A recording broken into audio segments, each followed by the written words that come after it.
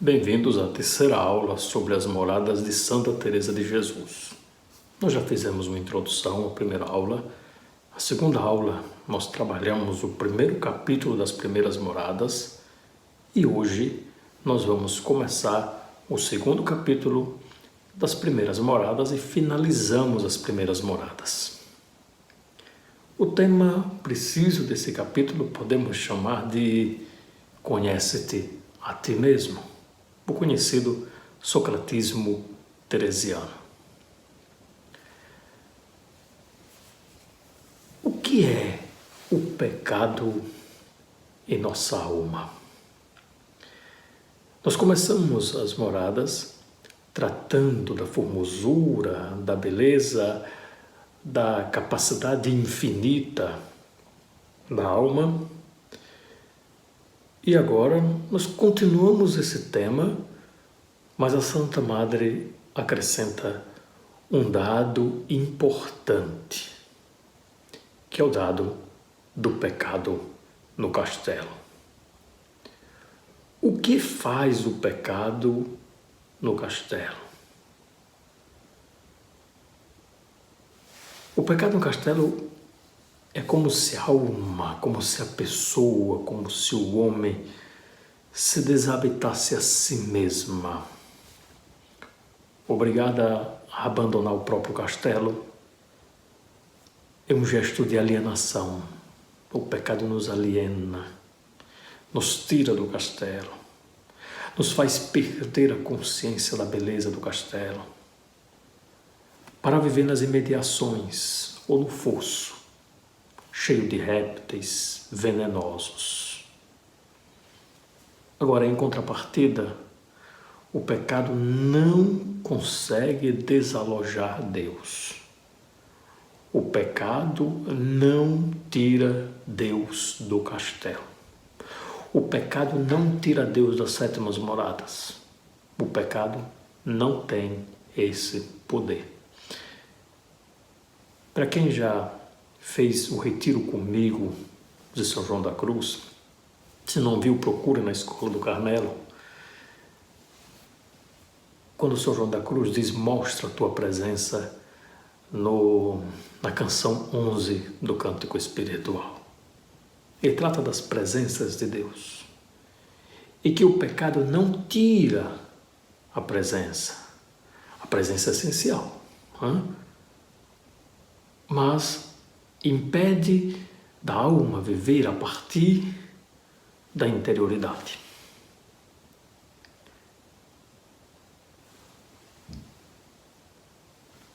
Deus segue habitando o castelo, a alma, mas o próprio sol, que lhe dava tanto resplendor e formosura, se encontra ainda no centro da alma, mas é como se isso não acontecesse.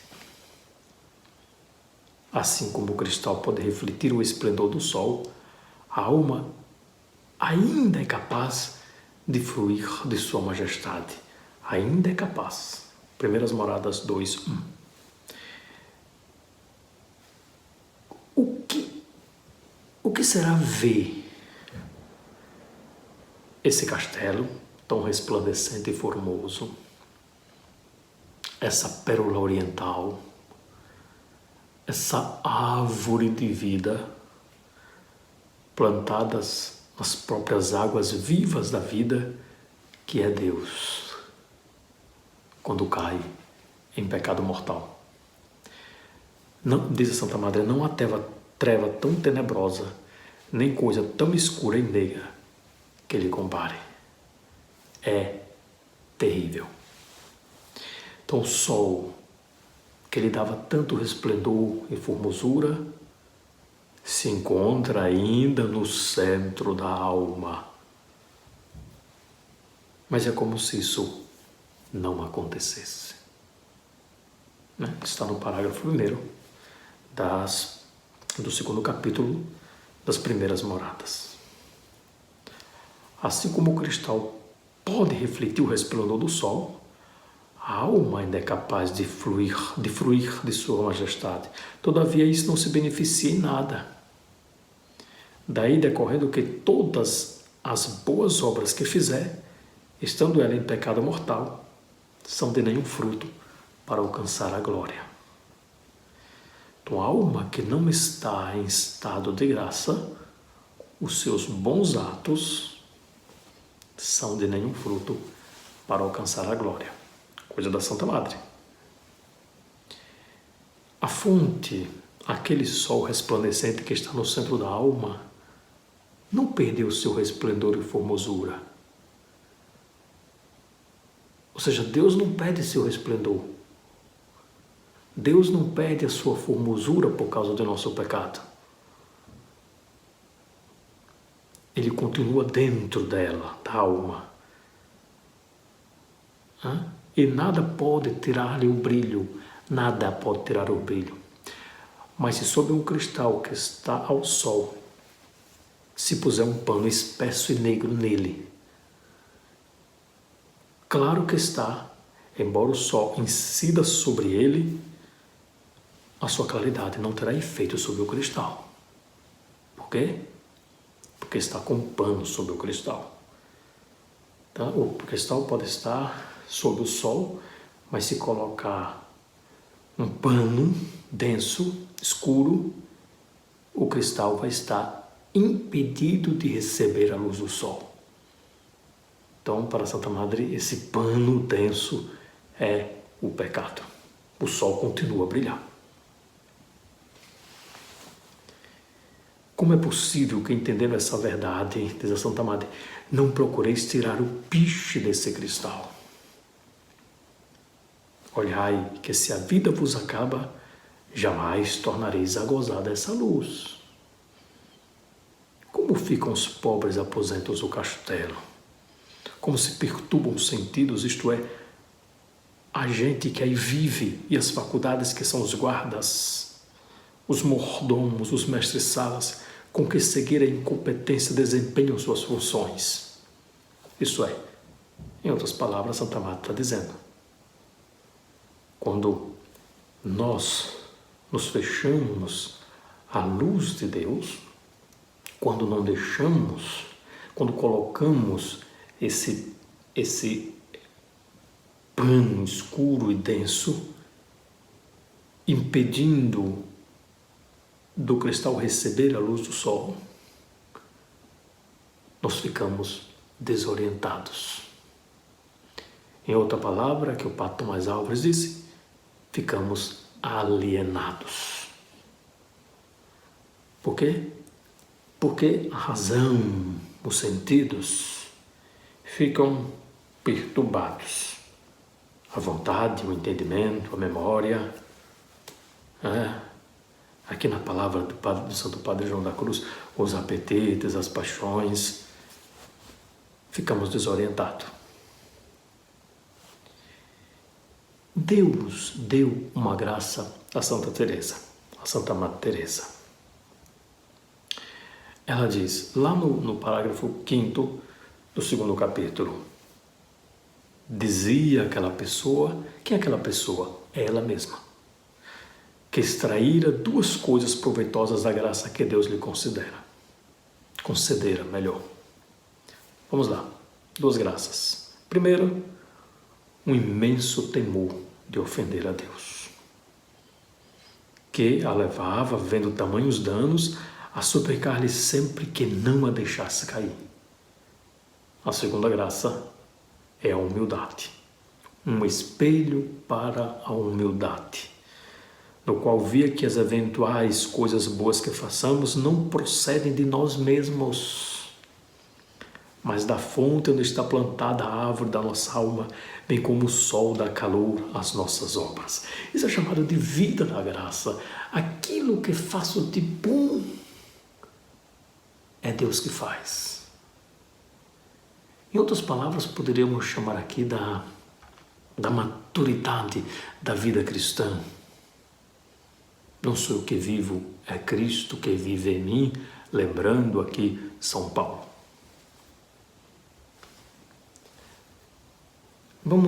Eu gostaria muito de aprofundar cada parte, mas nós não temos muito tempo. Me propus a fazer umas 20 minutos, 25 minutos cada aula, para não ficar cansativo. Vamos voltar aqui a Santa Madre, no parágrafo 8º. Ela volta a falar da estrutura do castelo. E diz que o centro é a parte mais importante. Eu vou ler. Não deveis imaginar essas moradas, uma após a outra, como coisa alinhada. Então, se você vai estudar as moradas, não fique tão preocupado. Onde é que fica essa morada? Onde é que fica essa outra morada? Onde é que fica a outra? Às vezes nós lemos e queremos pintar. Não vamos conseguir. Não vamos conseguir. Porque as moradas são incontáveis. Deveis, isto sim, pôr os olhos no centro. Então não tem essa preocupação de contar as moradas, de imaginar como elas são, detalhes. Tem muita beleza, mas é como o Santo Padre João da Cruz diz, não colherei as flores. Mas você colhe a flor e esquece da morada principal, que é o centro. Deveis sim pôr os olhos no centro, que é o aposento ou palácio onde está o rei, e considerá-lo como um palmito. Veja aqui essa consideração. E considerá-lo como um palmito, que tem muitas coberturas que cercam tudo o que é saboroso, aquilo que se destina a comer. O mesmo acontece aqui. Ao redor desse aposento há muitos outros e também por cima, porque as coisas da alma sempre devem ser consideradas com plenitude, com amplidão e grandeza, sem receio de exagerar. Sua capacidade, Teresa volta a falar da capacidade da alma, sua capacidade suplanta tudo o que podemos considerar. E todas as partes dela se comunica esse sol que está no palácio. Viver uma vida de pecado é como que tolher a alma. É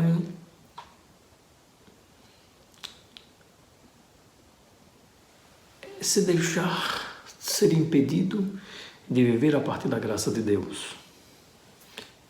É, na verdade, viver na confusão. Então, a consciência da estrutura e a grandeza da alma é de grande importância para quem reza.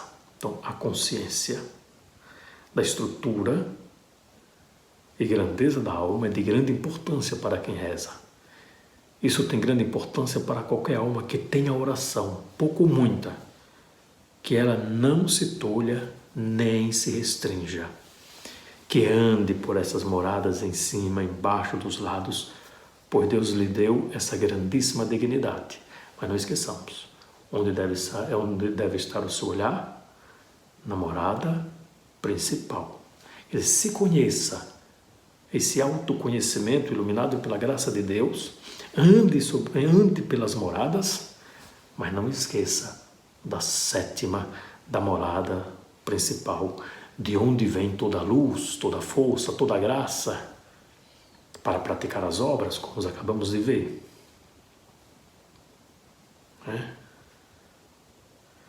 Que ande por essas moradas em cima e embaixo, dos lados, pois Deus lhe deu com essa grandíssima dignidade. Que não seja ela forçada a permanecer muito tempo num só aposento, mesmo que seja do próprio conhecimento, por mais necessário que seja. O próprio conhecimento é importante, não só na primeira morada, mas é importante em todas as moradas. Aqui está a importância da humildade. Veja, quem não tem humildade não se conhece. Quem não tem humildade não se conhece. Diz a Santa Madre, entendam-me bem, mesmo as almas a quem o Senhor tiver chamado ao aposento íntimo em que se encontra, por mais elevadas que aí estejam, não devem negligenciar o conhecimento próprio. Nem o poderão fazer, ainda que o queiram, porque a humildade é como uma abelha na colmeia. É a comparação da humildade da Santa Madre. A humildade é como uma abelha na colmeia sempre fabrica o seu mel. Sem isso, tudo estaria perdido. Sem a humildade, tudo estaria perdido. Sem olhar para Deus, não conseguimos nos conhecer. Sem olhar para Deus, não conseguimos nos conhecer. Sejamos conscientes disso, porque estamos falando de um autoconhecimento a partir de Santa Teresa. Não a partir de um psicólogo, de um filósofo existencial, mas a partir de Santa Teresa de Jesus. Sem olhar para Deus, não conseguimos nos conhecer. E Santa Madre continua falando dessa abelha. A abelha não deixa de sair e voar para trazer flores. Do mesmo modo, a alma, voltada para o próprio conhecimento, deve voar algumas vezes a fim de considerar a grandeza e a majestade do seu Deus. Ela constará a sua baixeza mais do que olhando para si. Ela constará a sua baixeza mais do que olhando para si, libertando-se dos parasitas que entram nos primeiros aposentos, que são os do próprio conhecimento. Com a virtude de Deus, praticaremos assim melhor a virtude do que muito presas ao nosso barro. Entrar no aposento do conhecimento próprio antes de voar para os outros.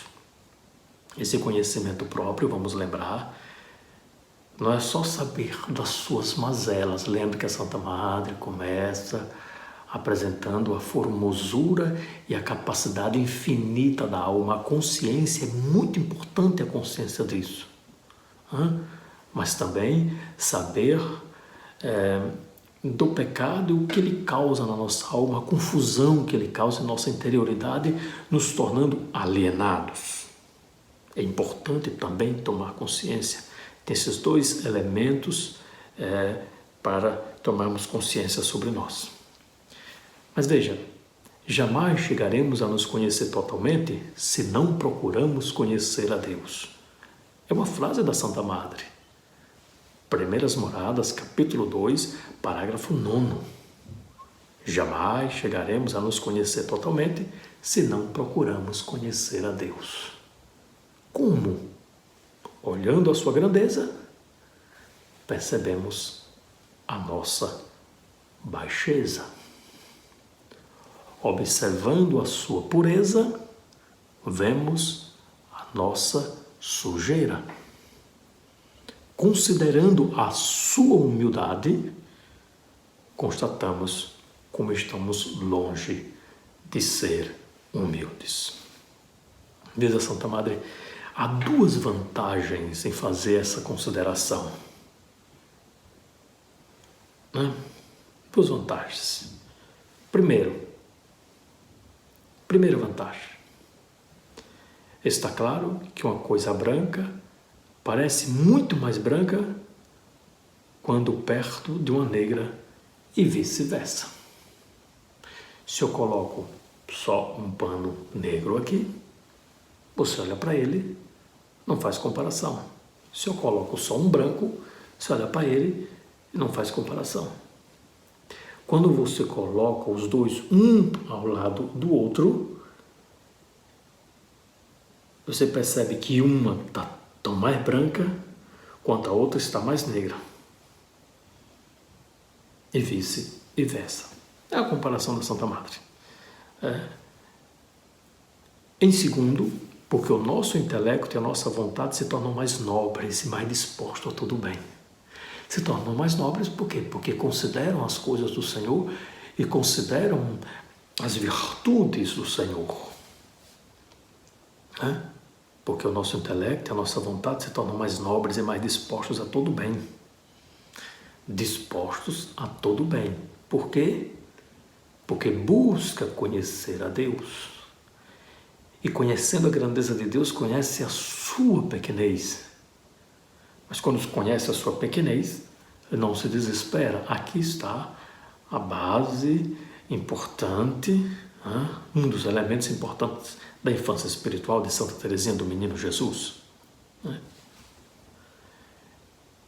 Nosso intelecto, a nossa vontade tornam mais nobres e mais dispostos a todo bem quando as voltas consigo mesmo tratam com Deus. Há muitos inconvenientes em nunca abandonar o nosso lodo de miséria. Há muito inconveniente de não abandonar o nosso lodo de misérias. Para a Santa Madre, não basta sair do pecado. Não basta sair do pecado mortal. Há de sair também da miséria do lodo. Para isso, é necessário discernir os ardis do demônio. Sobre esse tema, nós vamos continuar tratando na próxima aula. Deus nos abençoe. Amém.